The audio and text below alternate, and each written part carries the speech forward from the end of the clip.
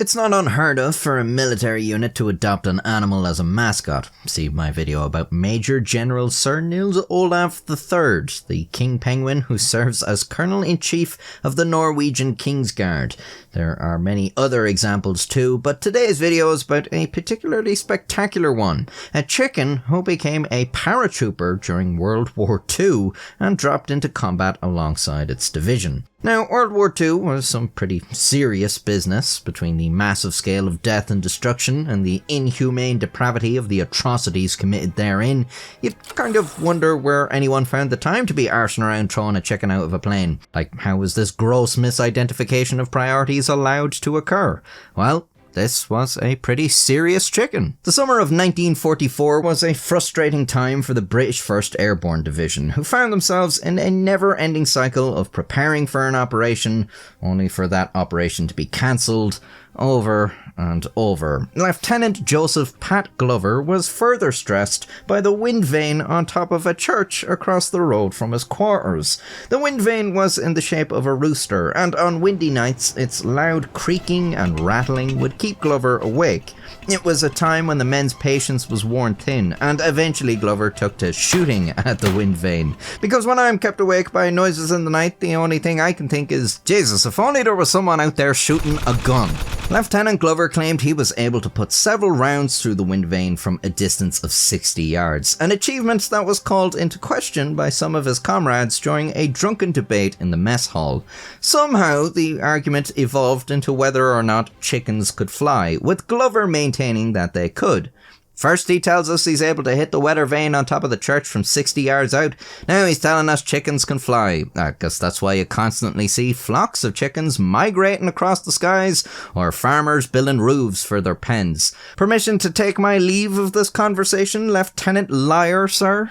Determined to prove himself correct, Glover went on an excursion to a nearby farm and stole a chicken, or in military parlance, strategically acquired. He dubbed the chicken Myrtle. Then, for the next training jump, he placed Myrtle in a canvas bag slung over his left shoulder and took her with him in the plane. After jumping, he unzipped the bag and Myrtle popped her head out. What the fuck is this? Myrtle then retreated back to the safety of the bag. Uh-oh, thought Glover. That doesn't appear to be the reaction of an animal that can absolutely 100% fly, but he was damned if he was going to tell the rest of the division that. Instead, he waited till he was about 50 feet from the ground and tossed the chicken from the bag. Myrtle went down squawking and flapping in a graceless frenzy, but reached the ground safely. Glover was still airborne, but he knew if he came back from the jump without the chicken, it wouldn't do wonders for his claim. On his approach to land, Glover was so preoccupied with trying to recapture the chicken that he neglected to close his chute and ended up holding on to Myrtle as he was dragged across the ground, dislocating his thumb. Glover held on to Myrtle as a sort of mascot for the division, keeping her in his office. If questioned on the chicken's presence by superior officers, Glover's official explanation was that the chicken was living rations and was part of his duty as quartermaster to be prepared in case of food shortages. In reality, he kept taking Myrtle on training jumps, releasing her from greater and greater altitudes until she was eventually dropping from 300 feet and surviving. By this point, she had actually completed the regulation number of drops to be awarded parachute wings, and Glover made sure she was honoured with a Parachutist Badge around her neck. By September, the 1st Airborne Division were finally preparing for an operation that wouldn't be cancelled. Operation Market Garden. Allied forces would drop into the Nazi-occupied Netherlands with the intent to secure several bridge crossings into Germany. Glover's brigade was assigned to take the bridge deepest in German-held territory, in the Dutch city of Arnhem. And so, on the 18th of September 1944, Glover took Myrtle with him in a Douglas C-47 above Arnhem. Glover was the first man to jump and waited by the door as the plane was battered by flak. As they reached the drop zone, they jumped, and below them, Glover could see a fierce battle was already underway. Fires blazed, machine guns roared, and shells exploded. The opposition was much more dogged than had been expected. In this environment, tossing the chicken mid-air and scrambling after her on the ground was out of the question. Glover kept Myrtle tucked away in his bag, making sure to roll onto his right side as he landed to avoid injuring her. He then immediately focused his attention on the Battle of Arnhem, which was quickly turning into a disaster for the Allies. At the first opportunity, Lieutenant Glover handed Myrtle over to his Batman. That is a soldier assigned as an officer's personal aide, not the caped crusader. Glover spent the next 2 days fighting, but the battle was chaotic and the Allies were being slaughtered. After the end of a particular skirmish, Glover found respite and remembered, for the first time since the fighting began, that he had brought Myrtle with him. He asked his Batman where she was, and he said he'd left the bag down by the edge of their trench. Glover found the bag riddled with bullet holes, and Myrtle dead inside. They buried her in the bag just a few yards away from where she'd fallen in action, still wearing her parachute wings.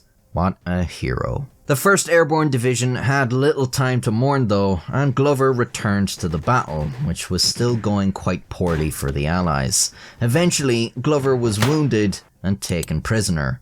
For him, it was the end of the Battle of Arnhem. For the remaining men, well, things weren't looking much brighter. The few that had made it to the bridge were unable to take it, and within 4 days were completely overwhelmed, while the rest of the division found themselves trapped in the town, surrounded on all sides. They survived for 9 days before withdrawing, but by that point, the 1st Airborne Division had lost nearly 3/4 of its strength. It would never see combat again and was disbanded in 1945. A month after the battle, Lieutenant Glover managed to escape his captors and made contact with the Dutch resistance, who guided him back to the British Armed Forces. He would ultimately survive the war. Myrtle's gallant sacrifice would never be forgotten though, and in 1994, Glover was present at the 50th annual commemoration ceremony of the Battle of Arnhem, in which a reenactment parachute drop was made complete with the addition of a plush chicken representing Myrtle.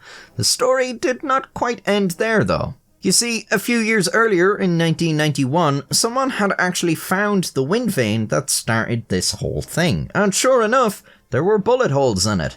Glover presented it to the 10th Battalion Parachute Regiment for use as a shooting trophy. So Lieutenant Pat Glover was proven correct on both counts. He did hit the wind vane, and chickens, well, they're pretty terrible at flying, but they can survive a drop from hundreds of feet in the air better than a human can.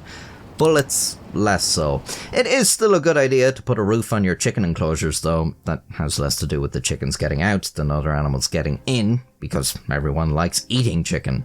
Where was I going with this again? Oh yes, if you enjoyed this video, I have many others for you to also enjoy, and you can subscribe to see more in the future.